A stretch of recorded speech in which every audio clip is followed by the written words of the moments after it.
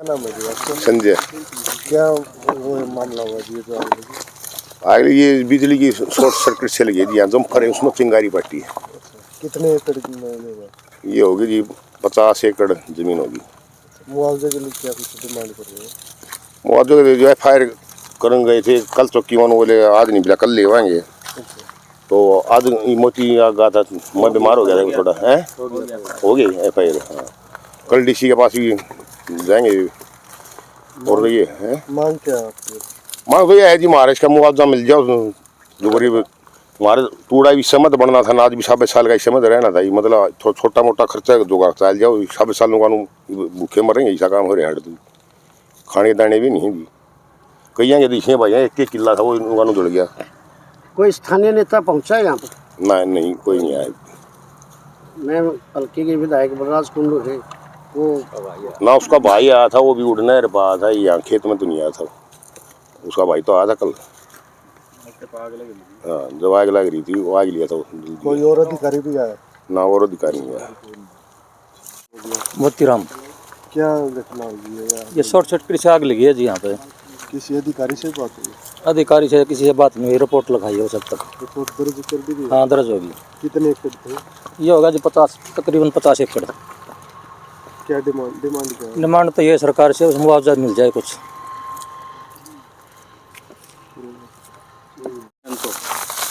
यो गेहूँ सारा आड़े से पड़ा है, एक पाँचट भी नहीं बची न भाई। खेत में वह बात है, घर खातर दाने डंगरा खातर सब कुछ नु ला लो, खेत का खेते में रह गया। नाम क्या है आपका? मेरा टीनू है भाई साहब। कितने एकड़ थे जी? मेरी 6 एकड़ थी साहब। कोई मुआवजा वगैरह की थी, कोई भी रिस्पॉन्स नहीं मिला है कि ना भाई आपको मुआवजा मिलेगा। अभी तो ये है कि ना हमने खाली पुलिस रिपोर्ट हुई है, अरे एक अपना ये फायर ब्रिगेड वाला की कल मिलेगी और उसके बाद DC को ज्ञापन देवांगे। और कुंडू साहब के भाई साहब आए थे ना, तो कोई उन्होंने रिलायबिलिटी दी कि ना भाई हम कुछ कराएंगे या कुछ और कराएंगे। मुआवजे की तो बहुत दूर की बात है, कुछ लाले कम से कम सांत्वना तो यह तो हो कि ना भाई हमारे साथ खड़े हैं, हम भाई तुम्हारे साथ कुछ कराएंगे, ले भाई आगे जाके किसी नेता से बात कराएंगे या कुछ और मिलाएंगे देवाएंगे भाई तुमने। ये भी कुछ वो नहीं हुई है।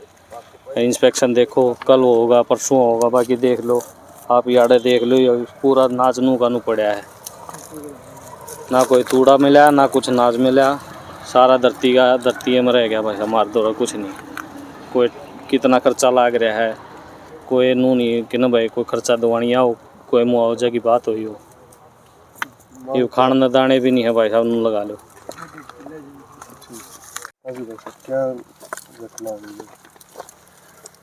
ये कल शॉर्ट सर्किट होने की वजह से तकरीबन 50 से 60 एकड़ के आसपास ज़मीन के अंदर खड़ी फसल राख हो गई है। और मैं ये कहता हूँ कि फसल नहीं जली, ये किसान के परिवार के सपने जल गए हैं।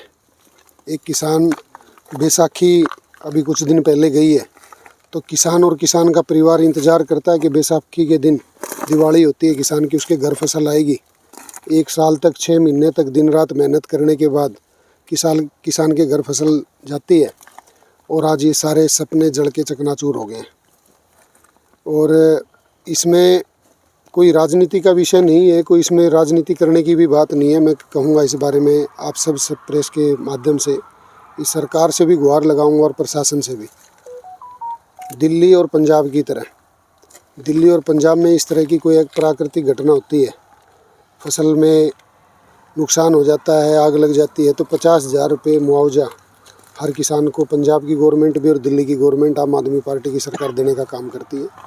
और हरियाणा की सरकार से और यहाँ के प्रशासन से एक उचित गिरदावरी करवा के, चाहे 50 एकड़ ज़मीन है, चाहे 52 है, चाहे 55 है, चाहे 45 है, चाहे 47 है, जो इसके अंदर प्रताड़ित किसान हैं उनको उचित मुआवजा दिया जाए, ताकि इनके बच्चों की फीस और घरों के अंदर जो पशु भूखे खड़े हैं, क्योंकि चारा भी यहीं से पशुओं का जाता था वो भी ख़त्म हो गया। एक किसान 50-50 हज़ार रुपये पे, किसी की घर की ज़मीन है, इनमें से आधे से ज़्यादा किसानों ने 50-50 हज़ार रुपये पे ज़मीन ठेके पे ली हुई है, तो बेचारा कहाँ से ठेका भरेगा आगे। और गेहूं की ये लास्ट फसल होती है, इसके बाद दोबारा से मुआवजा से किसान को, ज़मीन के मालिक को देना पड़ता है। तो इन बेचारों के सपने जल गए, क्योंकि मैं एक किसान का बेटा हूँ, किसान परिवार से संबंधित हो, तो इनका दर्द अच्छे से समझता हूँ। प्रशासन से और सरकार से मेरी गुहार है और विनती है हाथ जोड़ के कि इनकी सुनी जाए। किसानों के परिवारों के अंदर एक दीप जलाने का सरकार काम करे। 50-50 हज़ार रुपया प्रति एकड़ के हिसाब से इनको मुआवजा दिया जाए। मैं प्रतिबद्ध हूँ इनके सुख के लिए, इनके दुख के लिए। और आचार संहिता बीच में मेरे को रोकती है इसमें कि मैं अनाउंसमेंट अब इनके बीच में नहीं कर सकता, लेकिन इनके सुख दुख के साथ मैं इनके साथ खड़ा हूँ। और जो भरपूर कोशिश करने के साथ साथ जो इनकी हेल्प मेरे से करने पड़ेगी तो मैं करूँगा। धन्यवाद आपका।